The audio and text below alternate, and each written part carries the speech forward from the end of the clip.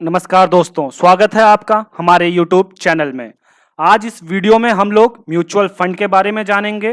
Mutual fund का meaning, structure, type क्या होता है, सिस्टमैटिक इन्वेस्टमेंट प्लान क्या होता है, इस म्यूचुअल फंड के बेनिफिट्स क्या होते हैं, ये सब इस वीडियो में जानेंगे। तो आइए शुरू करते हैं इस वीडियो को। म्यूचुअल फंड एक इन्वेस्टमेंट व्हीकल है, मतलब इन्वेस्टमेंट का एक जरिया है जहां पे एसेट मैनेजमेंट कंपनीज जो होती हैं एक फंड क्रिएट करती हैं इन्वेस्टर्स से जो है अमाउंट कलेक्ट करके और उसको किसी सिक्योरिटी में इन्वेस्ट करती हैं। और वो सिक्योरिटी है हमारे स्टॉक, बॉन्ड, मनी मार्केट या कोई और ऐसे एसेट्स। उसके बदले जो रिटर्न्स होते हैं वो दिए जाते हैं इन्वेस्टर्स को। तो और आइए कुछ इंपॉर्टेंट टर्म्स जान लेते हैं। पहला हमारा है net asset value. Net asset value क्या होता है? नेट एसेट वैल्यू होता है कि एक सिक्योरिटी, एक यूनिट जो होती है हमारे म्यूचुअल फंड का यूनिट होता है। जैसे कि कंपनी में शेयर्स होते हैं, तो एक शेयर एक कंपनी का हो गया, उसी तरीके से एक म्यूचुअल फंड का एक यूनिट हो गया। इसको आप म्यूचुअल शेयर भी कह सकते हैं। तो जो इसकी मार्केट वैल्यू है वो हमारी नेट एसेट वैल्यू कहलाती है। ये डेली बेस पे चेंज होती रहती है, फ्लक्चुएट करती है। क्यों? क्योंकि हमने जो सिक्योरिटीज हैं उनमें इन्वेस्ट किया। जो एसेट मैनेजमेंट कंपनी है वो डिफरेंट टाइप ऑफ सिक्योरिटीज में इन्वेस्ट करती है फंड्स कलेक्ट करके, और वो सिक्योरिटीज जो है एक्सचेंज पे जनरली ट्रेड किए जाते हैं, और ट्रेड करने की वजह से उनमें फ्लक्चुएशंस होती हैं। उन फ्लक्चुएशन की वजह से ही नेट एसेट वैल्यू में भी फ्लक्चुएशंस होती हैं। यूनिट्स बता दिए हैं, जैसे कि कंपनी का शेयर्स होते हैं, उसी तरीके से म्यूचुअल फंड के यूनिट्स होते हैं। एसेट अंडर मैनेजमेंट होता है कि टोटल फंड की जो वैल्यू है जो इन्वेस्टर्स से कलेक्ट की गई है उसी को हम एसेट अंडर मैनेजमेंट कहते हैं। तो नेट एसेट वैल्यू हो गया कि एक यूनिट जो है म्यूचुअल फंड का उसकी वैल्यू क्या है, मार्केट वैल्यू क्या है। और एसेट अंडर मैनेजमेंट हो गया कि जो टोटल फंड्स हैं इस म्यूचुअल फंड के पास जिनको एसेट मैनेजमेंट कंपनी ने कलेक्ट किया है इन्वेस्टर्स से, उसकी जो वैल्यू है वो हमारी एसेट अंडर मैनेजमेंट या AUM भी कहते हैं इसे। एक्सपेंस रेशियो होता है सारे एक्सपेंसेस, जैसे कि मान लीजिए फीस हो गया जो एसेट मैनेजमेंट कंपनी चार्ज करती है, वो अपॉन जो हमारा टोटल वैल्यू है फंड का, उसको जब हम या जो टोटल नेट एसेट वैल्यू है उससे डिवाइड करेंगे एक्सपेंस को, तो हमारा एक्सपेंस रेशियो निकल जाता है। अब आइए जानते हैं कि म्यूचुअल फंड का स्ट्रक्चर क्या होता है, उसे सेटअप कैसे किया जाता है। म्यूचुअल फंड को एक ट्रस्ट के फॉर्म में सेट किया जाता है, और इस ट्रस्ट को स्पॉन्सर्स होते हैं जो फॉर्म करते हैं। स्पॉन्सर उसी तरीके म्यूचुअल फंड के स्पॉन्सर वही काम करते हैं जो एक कंपनी का प्रमोटर काम करता है। प्रमोटर जो है कंपनी को स्टैब्लिश करता है, इनकॉर्पोरेट करता है, फॉर्म करता है। उसी तरीके से म्यूचुअल फंड के जो स्पॉन्सर होते हैं वो इस ट्रस्ट को, म्यूचुअल फंड ट्रस्ट को फॉर्म करते हैं। इसके सारे लीगल एस्पेक्ट्स वगैरह जो है देखभाल करते हैं। और फिर जो ट्रस्ट क्रिएट होता है उसमें ट्रस्टीज बिठाए जाते हैं जो बोर्ड ऑफ ट्रस्ट होते हैं। ये इनका काम होता है कि सारे जो हमारा प्रॉपर्टी है, जो फंड है, उनकी जो है देखभाल करना। देखभाल मतलब कि ये एसेट मैनेजमेंट कंपनी का काम नहीं करते। ये नहीं करते कि इन्वेस्ट करना है, ये करते हैं कि इसका सही उपयोग हो रहा है या नहीं हो रहा है, या जो मेजर डिसीजंस हैं उनको लेते हैं। अब आते हैं कि एसेट मैनेजमेंट कंपनी, इनका काम होता है कि जो फंड्स हैं इनको कहाँ इन्वेस्ट करना है ये डिसीजन ये लेते हैं। और जो ट्रस्टीज होते हैं वो आपके यूनिट होल्डर्स, जो इन्वेस्टर है, उनके बेनिफिट के लिए काम करते हैं। और एसेट मैनेजमेंट कंपनी में कई फंड मैनेजर्स होते हैं जिनके पास काफ़ी समय का एक्सपीरियंस होता है, और उस एक्सपीरियंस से ये लोग इन्वेस्ट करते हैं। और कस्टोडियन वो लोग होते हैं जो सिक्योरिटीज़ को अपने पास रखते हैं। जब एसेट मैनेजमेंट कंपनी किसी सिक्योरिटी में इन्वेस्टमेंट करती है, उसको परचेज करती है, तो जो सिक्योरिटीज़ होते हैं वो कस्टोडियन के पास होते हैं। अब आइए जानते हैं कि टाइप ऑफ म्यूचुअल फंड्स क्या होते हैं। 2017 से पहले कोई पार्टिकुलर कैटेगरीज नहीं थी, क्लासिफिकेशन नहीं था, जिसकी वजह से कोई सिस्टमैटिक वे नहीं था इसको कैटेगराइज करने का। सेबी ने 2017 में कैटेगराइजेशन लाया, जहां पे उसने 5 कैटेगरीज बनाई म्यूचुअल फंड्स की: equity mutual funds, debt mutual funds, hybrid mutual funds, solution oriented mutual funds and other mutual funds. अब पहले आते हैं इक्विटी म्यूचुअल फंड्स। पहले जान लेते हैं इक्विटी होती क्या है। इक्विटी वो सिक्योरिटीज होते हैं जिससे आपको कंपनीज के ओनरशिप राइट्स मिलते हैं। तो इक्विटी शेयर्स वो शेयर्स हुए जिसके थ्रू आप कंपनी के ओनर बनते हैं। तो इसमें जो है हम इक्विटी म्यूचुअल फंड्स में हम सारे जो फंड है मैक्सिमम जो है उसको इन्वेस्ट करते हैं कंपनीज के इक्विटीज में। इसमें भी कुछ सब कैटेगरीज हैं, मैंने कुछ ही दिए हैं, बाकी कई सारे और हैं इक्विटी के अंदर। पहला लार्ज कैपिटल फंड्स हो गया आपके। लार्ज कैप फंड्स में हम जनरली उस सिक्योरिटीज में इन्वेस्ट करते हैं यहाँ पे जो एसेट जो मैनेजमेंट कंपनी है वो वहाँ पे इन्वेस्ट उन सिक्योरिटीज में इन्वेस्टमेंट करेगी जिनका मार्केट कैपिटलाइजेशन का रैंक है वो 1 to 100 में फॉल करता है। मार्केट कैपिटलाइजेशन हो गया आपका number of shares of the company, जो कंपनी के शेयर्स हैं जो ट्रेड किए जा रहे हैं ओपनली एक्सचेंज पे, उसको इनटू जो उसकी मार्केट वैल्यू है जब उससे मल्टीप्लाई करेंगे तो हमारा मार्केट कैपिटलाइजेशन निकल जाता है कंपनी का। मान लीजिए रिलायंस के जो वैल्यू है मान लीजिए 1000 रुपये उसका भी एक्सचेंज पे ट्रेड किया जा रहा है, उसका मार्केट वैल्यू है, और उसके 10,000 मान लीजिए हाइपोथेटिकल एग्जांपल है 10,000 शेयर्स हैं इक्विटी शेयर्स। अब इनको मल्टीप्लाई कर दीजिए तो आपका जो आंसर आएगा आपका 1 करोड़ के आसपास शायद आए, तो ये आपका मार्केट कैपिटलाइजेशन हो गया। ऐसे ही सारी कंपनीज का निकाल लिया जाता है, उनको रैंक किया जाता है। जो पहले से 100 कंपनीज हैं मार्केट कैपिटलाइजेशन के रैंक के हिसाब से, जब उसमें एसेट मैनेजमेंट कंपनी इन्वेस्ट करती है तो ये लार्ज कैप फंड्स हो जाते हैं, और जब 101 to 205 रैंक्स में करती है तो वो मिड कैप होते हैं, और 251 या उससे ऊपर रैंक में जब इन्वेस्ट किए जाते हैं सिक्योरिटीज में तो आपका स्मॉल कैप फंड्स होते हैं। मल्टी कैप फंड्स में हम डिफरेंट प्रोपोर्शन इन तीनों में जो है लार्ज मिड स्मॉल में इन्वेस्ट करते हैं। सेक्टोरल कैप फंड्स में हम जो है पार्टिकुलर सेक्टर में इन्वेस्ट करते हैं। मान लीजिए कि कोई म्यूचुअल फंड ऑटो सेक्टर में ही इन्वेस्ट कर रहा है तो ऑटो सेक्टर कैप मतलब ऑटो सेक्टर म्यूचुअल फंड हो सकता है, या सेक्टोरल कैप फंड्स कहते हैं उसको जनरली। अब आते हैं डेट क्या होते हैं। डेट होते हैं जहां पे आपको ओनरशिप राइट नहीं होता बट आपको एक इनकम एश्योर कर दी जाती है, तो उसको हम डेट कहते हैं।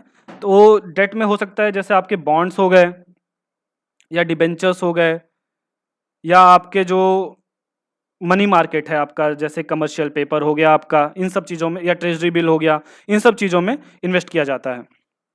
तो इसमें भी कुछ सब कैटेगरीज हैं। पहला है ड्यूरेशन बेस्ड फंड्स।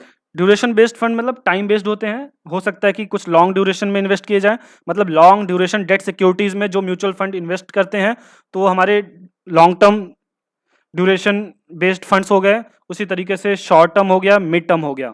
अब आते हैं लिक्विड फंड्स। लिक्विड फंड्स वो फंड्स होते हैं जो इन्वेस्ट करते हैं उन सिक्योरिटीज में जिनकी मैच्योरिटी 91 डेज से कम है या 91 डेज है।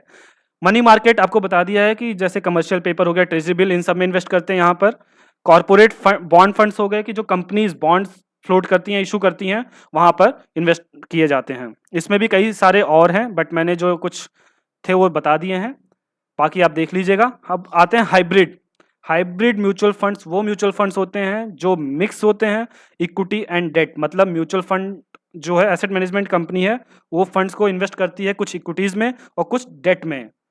पहला आता है इसमें बैलेंस्ड हाइब्रिड फंड्स। इसमें जनरली इन दोनों का इक्वल अमाउंट होता है। जो फंड होता है कुछ इक्विटी में इन्वेस्ट किया जाता है, कुछ डेट में। एग्रेसिव हाइब्रिड फंड्स हो गए।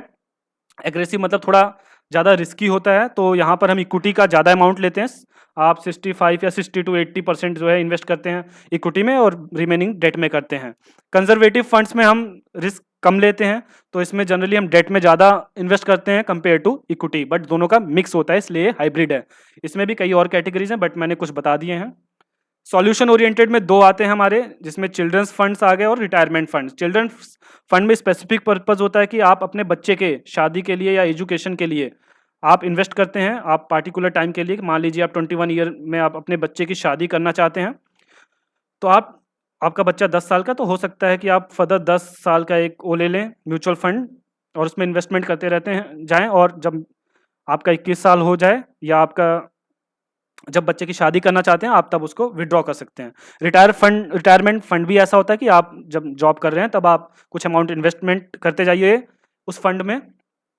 जो इन्वेस्टर हो उसी फंड में करेगा इन्वेस्ट, और उसके बदले जो है जब वो रिटायर होगा तो कुछ उसको रिटायरमेंट फंड मिल जाएगा। अदर्स में आते हैं इंडेक्स फंड्स। इसमें हम जो हमारा एसेट मैनेजमेंट कंपनीज है वो इन्वेस्ट करती हैं निफ्टी में कर देंगी, या ऐसे ही जो फर्दर मान लीजिए कि निफ्टी बैंक हो गया, इन सब चीज़ों में इन्वेस्ट किया जाते हैं।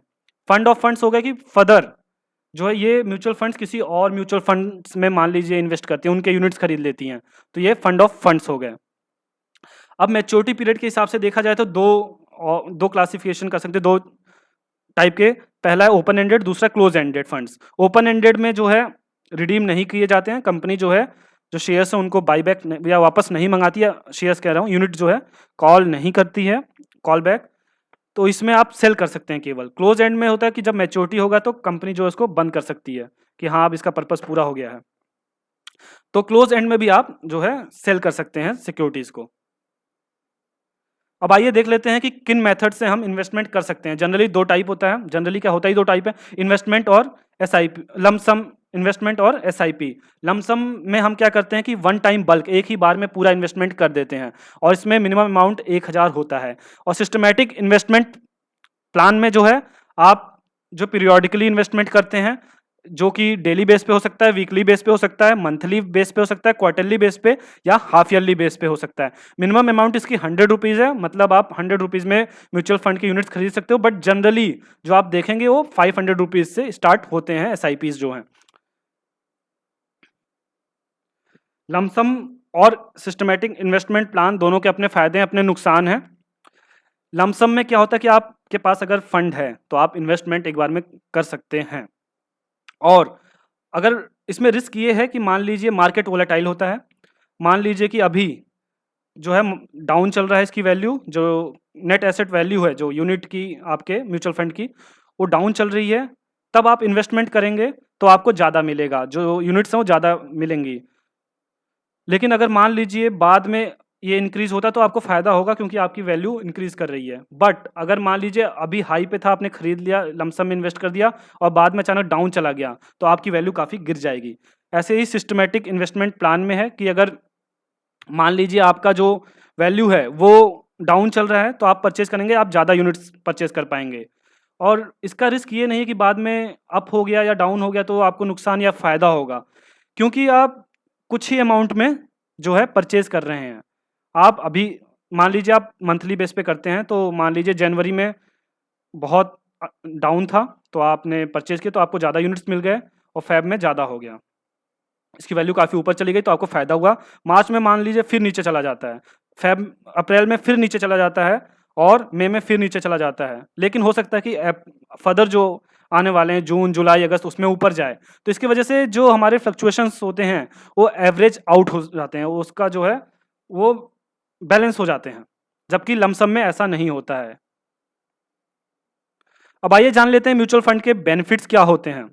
पहला है डाइवर्सिफिकेशन। डाइवर्सिफिकेशन होता है कि आप जो है एक ही सिक्योरिटी में इन्वेस्ट नहीं करते हैं। मान लीजिए आपने रिलायंस जो है उसी में आपने सारे शेयर उसी के खरीद लिए, और मान लीजिए रिलायंस की प्राइस अचानक क्रैश कर जाती है, उसके शेयर्स अचानक उनके वैल्यू जो है काफ़ी डाउन हो जाती है, तो आपको जो फंड है उसकी वैल्यू भी काफ़ी डाउन हो जाएगी, और आपके नेट एसेट वैल्यू में भी काफ़ी कमी आ जाएगी। तो जब आप सिंगल रहते हैं, आपके पास फंड उतना होता नहीं कि आप डाइवर्सिफाई कर सकें, तो म्यूचुअल फंड क्या करती है, वो कई लोगों से पैसा इकट्ठा करती है, तो उसके पास काफ़ी पैसा है तो डाइवर्सिफाई करती है, वो कई टाइप के शेयर्स खरीद लेती है, कई डिफरेंट टाइप के सिक्योरिटीज़ में इन्वेस्ट कर देती है, जिसकी वजह से मान लीजिए कुछ ऊपर गए तो कुछ नीचे आ जाएंगे, इसकी वजह से आपका ये बैलेंस आउट हो जाता है। दूसरा आता है हमारा प्रोफेशनल मैनेजमेंट।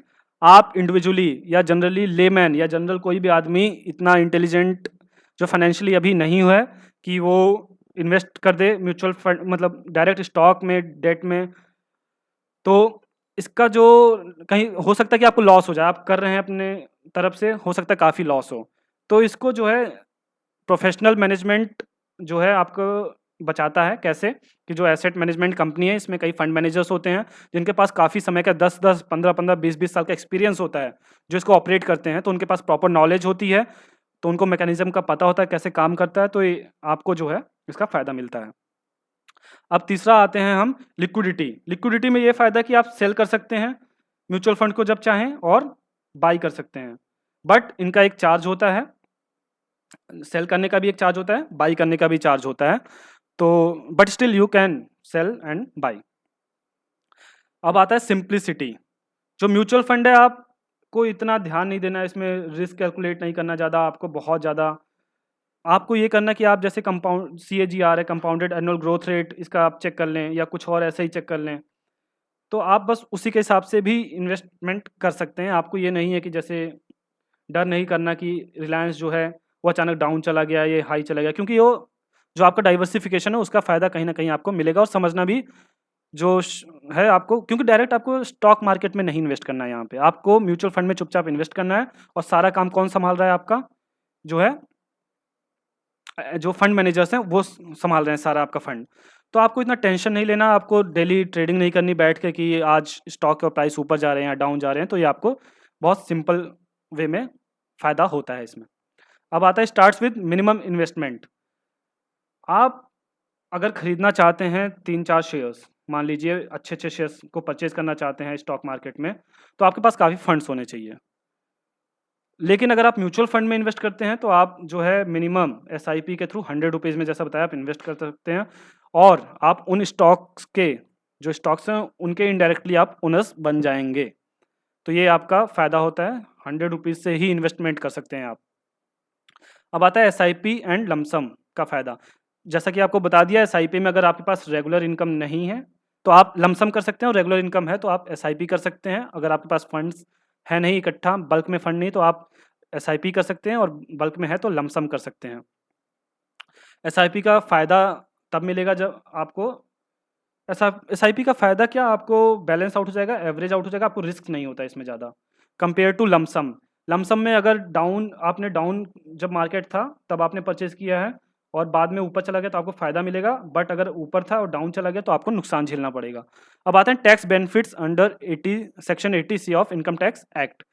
तो इसमें डिडक्शन मिलता है, आपको कितना मिलता है? 1.5 लाख का मिलता है। एक इक्विटी लिंक्ड सेविंग स्कीम है जो फंड का टाइप है, तो उसमें अगर आप इन्वेस्ट करते हैं तो आपको 1.5 लाख तक जो है डिडक्शन मिलता है आपको इनकम में अपने। आइए एक एग्जांपल देख लेते हैं, रियल लाइफ एग्जांपल देख लेते हैं। ICICI prudential equity and debt fund growth नाम का म्यूचुअल फंड है ICICI का। ये देखिए यहाँ पे दो हैं, इक्विटी एंड डेट, दोनों का मिक्स है, इसलिए क्या है, हाइब्रिड फंड है। और ये एग्रेसिव हाइब्रिड फंड है, इसका मतलब यहाँ पे इक्विटी की क्वांटिटी ज़्यादा है, डेट की क्वांटिटी कम है। अब इसमें देखते हैं CAGR क्या होता है।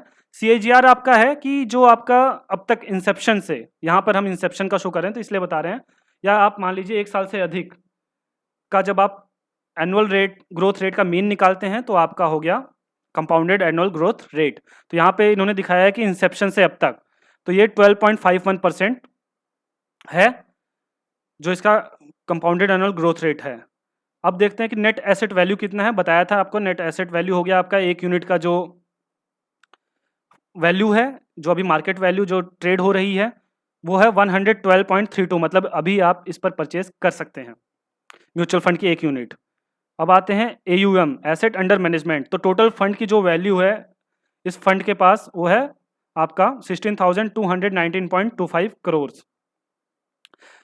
अब आते हैं कि कब स्टैब्लिश हुआ था, 3 नवंबर 1999। तो ये जो आपका कंपाउंडेड एनुअल ग्रोथ रेट है वो यहाँ से कैलकुलेट किया गया है। तो 20 ईयर्स 6 मंथ्स हो गए हैं इसको स्टैब्लिश हुए।